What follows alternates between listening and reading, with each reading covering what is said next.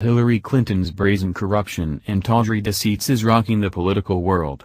Brazile is telling interviewers that Clinton's 2016 campaign was sterile and occult, and mocking it as sexless and joyless. She's obviously pulling out all the stops to bring any comeback Hillary had planned to a screeching halt.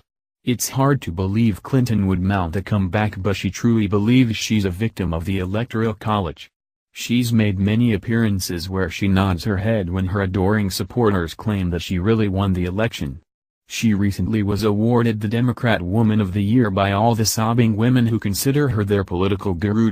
Even though the live feed had to be shut down because of the flood of negative comments. Pretty sickening stuff, but she ate up the praise from her political groupies.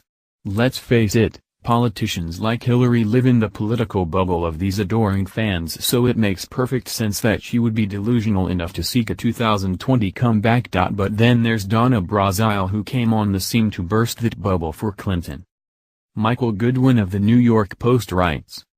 She writes that she considered trying to replace Clinton as the nominee over health concerns after the candidate collapsed at the 9/11 anniversary ceremony. A fact that demolishes the myth that suspicions about Clinton's condition were the sole province of conservative partisans. To say the Clinton camp is furious at what they regard as betrayal doesn't do justice to their outrage. They are attacking Brazile personally, accusing her of telling outright lies just to sell books.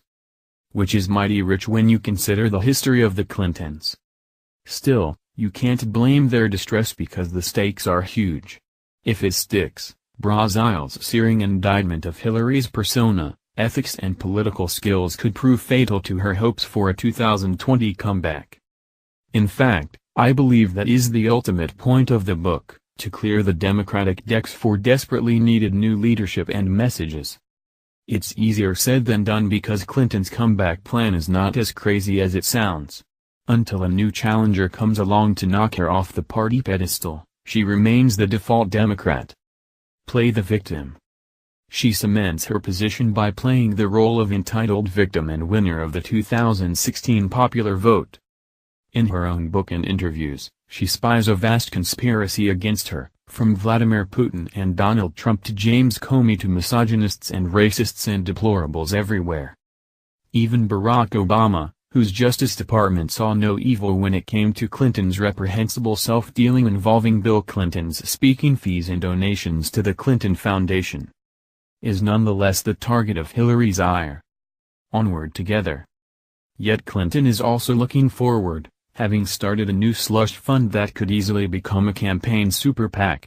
It's called Onward Together, and she cited it in a volley of tweets where she claimed credit for the Democrats' wins in the New Jersey and Virginia governors' races.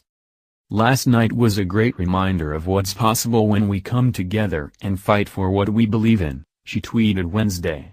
So I wanted to take a few minutes to celebrate the extraordinary successes of a few groups and Onward Together, proudly fight alongside.